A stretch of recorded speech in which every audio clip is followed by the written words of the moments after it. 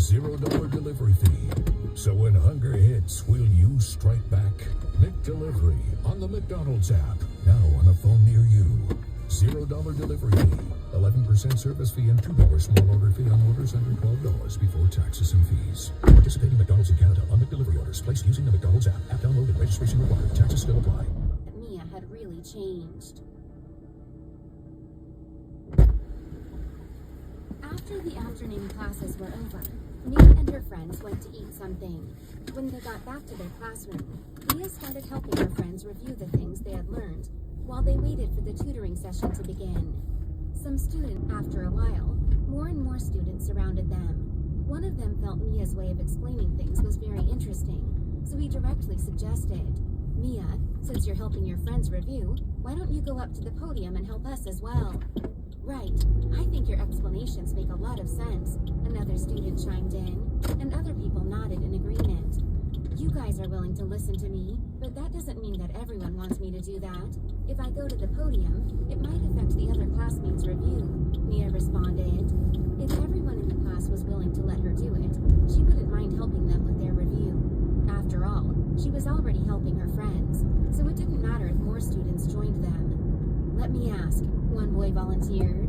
Then he immediately turned around and ran to the podium at the front of the classroom. This boy was one of the best students in the class. However, he only ranked in the middle of their grade.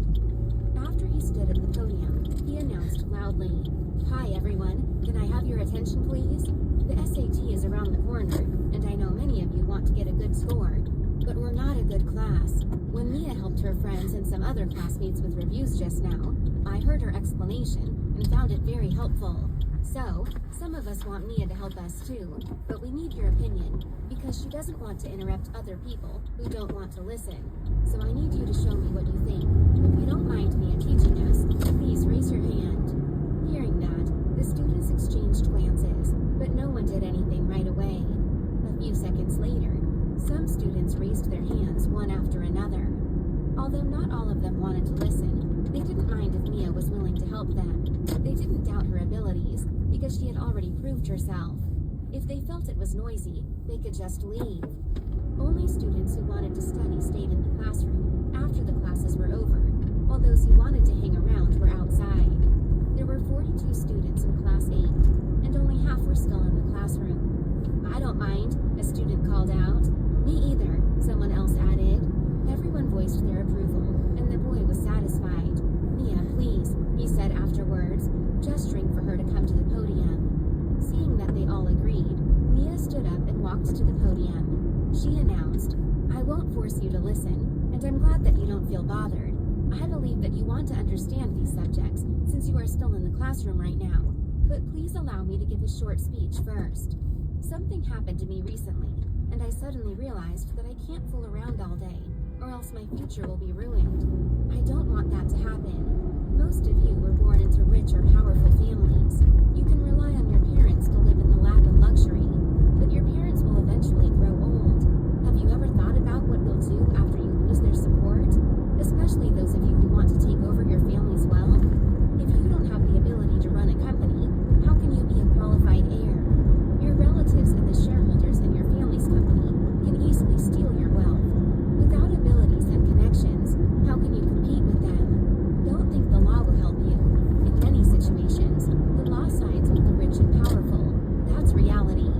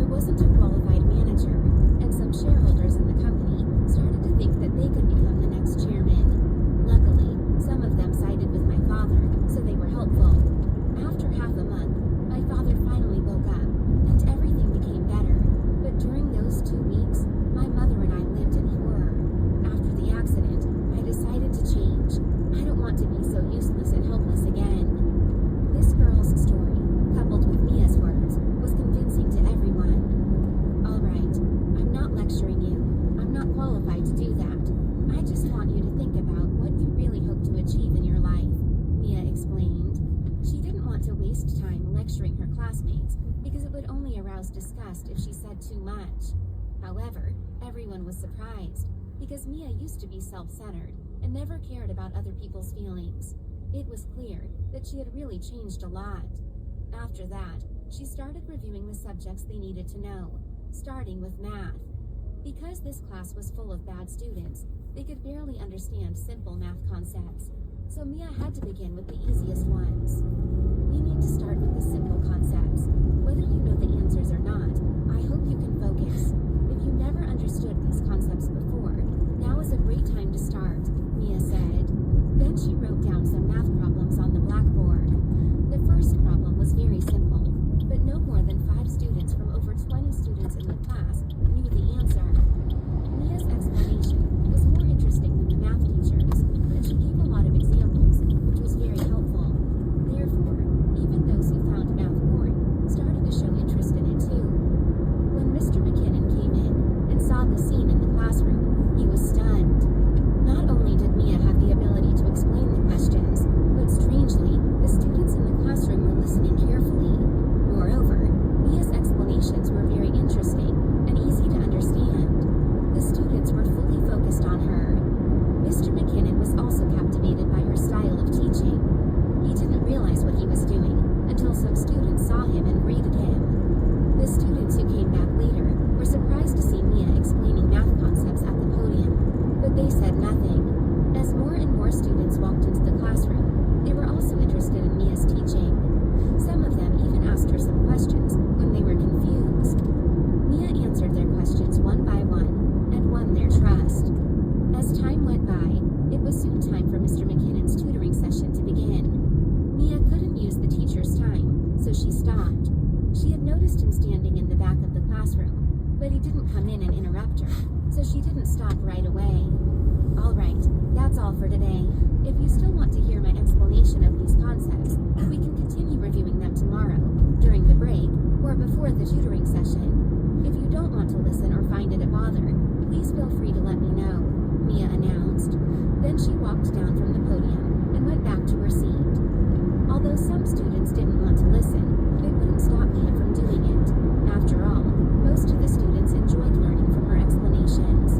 Because her style of teaching was very effective, they could finally understand what they failed to learn in the past.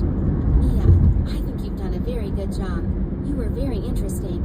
I'm willing to listen to you every day, a student complimented. Right, me too. I hope you can continue to help us with reviews, a girl added. At that moment, Mr. McKinnon walked to the podium, and everyone fell silent. Looking at Mia with great excitement, he said, Mia, I'm impressed. I have to say that you are even better than some of the teachers in this school. It was a very high compliment, but it was also the truth. Afterwards, he turned to look at the other students and continued. The SAT is only 2 months away. I know most of you aim to get a high score, and I can see that you're more devoted to studying right now, but you didn't pay much attention to it in the past. It might be hard for you to make progress. However, after listening to Mia's explanations, I feel you might be able to make a big change if you listen carefully. So, if she is willing to help you, you better all listen to her. If any of you don't want to listen, I hope you won't stop her from doing it. After all, I also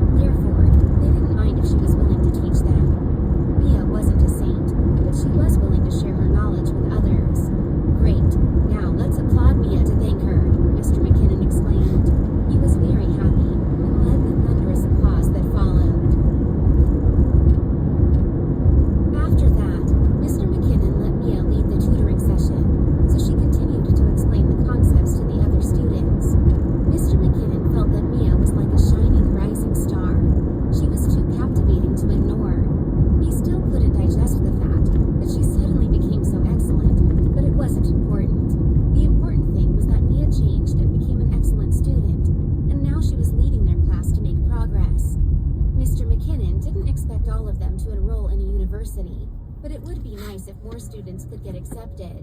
Suddenly, Mr. McKinnon wondered whether Mia could become the school's top scorer on the SAT this year.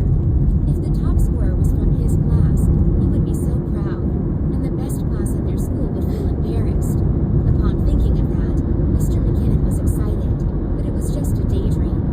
Although Mia had become an excellent student now, it would be very hard for her to get the highest score on the exam. After all, the SAT was an important test, and excellent students could perform badly on it due to anxiety. Confident students, on the other hand, might perform incredibly well on the exam and get a high score. Mr. McKinnon knew little about Mia, so he wasn't sure what kind of student she was. When Mia explained the concepts to her classmates, she didn't just focus on teaching. She would also tell stories and make some jokes to keep them interested. By this time, she had completely changed her classmates' opinions about her. Everyone thought she was totally different, and somehow felt as if she was a new teacher. The tutoring session was over at 9 p.m., but the students were unwilling to leave. "Mia, thank you so much for your effort," Mr. McKinnon said to Mia. She encouraged so many students, so he was very grateful to her. "Mr. McKinnon, there is no need to thank me. I wanted to do it after all. There is a condition I need to set, however. I hope you can agree," Mia stated as she suddenly remembered something. "Oh, what is it?" Mr. McKinnon asked. He didn't feel annoyed that Mia wanted to lay down a condition. On the contrary, he felt better when she said that, because he thought it might take too much of her time if he asked her to teach the other students. "Well, you just saw what I can do, and I have confidence I could be accepted by a prestigious university like UCLA. Before the SAT, I might need to leave the school sometimes. I can't tell you the details, but I hope that you can allow me to be absent at that time," Mia said. "No problem," Mr. McKinnon agreed without hesitation. Actually, Mia already came to class only when she wanted to. He had never criticized her about that. Now that she had become an excellent student, it wouldn't affect her score if she was absent from some classes. "Thank you, Mr. McKinnon. I'll see you later," Mia said. Then she walked away. On her way out, Harper and the other girls looked at her curiously. "What?" Mia asked them. "Mia, you always skip school whenever you want to. Why did you bother to ask for the teacher's permission today?" Leo asked. "Right," the other girls chimed in. "Well, since I've decided to change, I need to behave from now on. Do you still want to skip school all the time?" Mia responded. "Of course not," they answered. Seeing Mia's change, her friends suddenly felt like changing too. If Mia didn't want to be rude, they would do the same. If Mia decided to study hard, they would do it as well. They always admired her, so they were easily affected by her. "What I want you to learn isn't just the knowledge in textbooks. That's not the most important thing. The most important thing is that we must have manners," Mia explained. She continued, "The truth is, the way we normally behave isn't good. In school, everyone is afraid of us, but the situation will be different after we graduate. There are many people who are born into richer and more powerful families than us.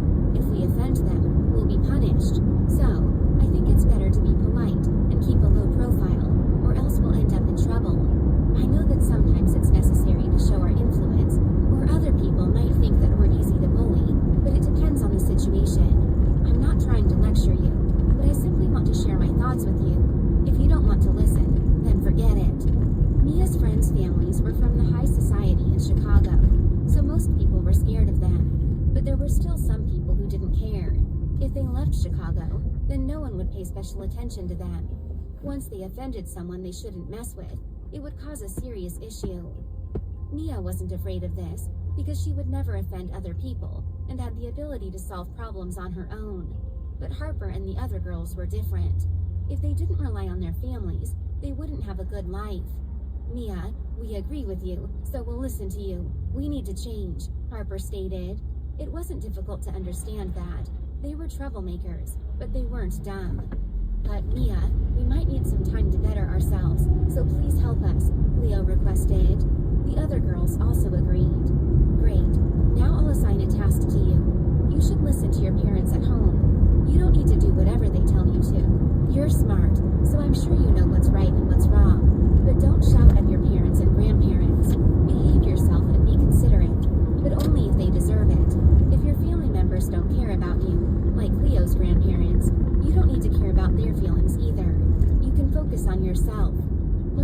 independent. You'll grow up and leave your families one day, Mia instructed. She cared about her friends, so she wanted them to make positive changes in their lives. Sure, Mia, Harper and the others answered. After walking out of the school, they separated and got in their families' cars. On her way home, Mia rolled down the car window and stared into space. Because it was March, the temperature was still a little low at night, so when Mia rolled down the car window, some cold wind blew inside. It didn't affect Mia, but Alyssa, who was sitting next to her, felt cold. Therefore, she complained, "Mia, it's so cold. Why did you roll down the car window? You're not cold, but I am." "I don't care. Go sit in the front if you're cold," Mia replied apathetically. She couldn't care less about Alyssa's feelings. Alyssa was furious, but she didn't dare to fight with Mia. After a few minutes, she couldn't stand it any longer, so she had to move to another seat. "Archie, please stop for a second. I want to sit in the front seat," she ordered. Hearing that, Archie, the chauffeur, stopped by the side of the road. Alyssa got out of the car and sat in the front. Afterwards, Archie continued to drive. A while later, Mia saw the familiar Aston Martin again. It was driving from the opposite direction. She instinctively paid special attention to the rear seats. Then she saw Bradley. She went out twice today and saw Bradley each time. It seemed they were destined to meet each other. In the distance, Bradley saw Mia's car, and he gave a glance at the car window by the rear seats. The window was open, and the same girl was gazing at him again. When they got closer, Mia met Bradley's eyes. Mia's eyes had mixed emotions, while Bradley looked cold.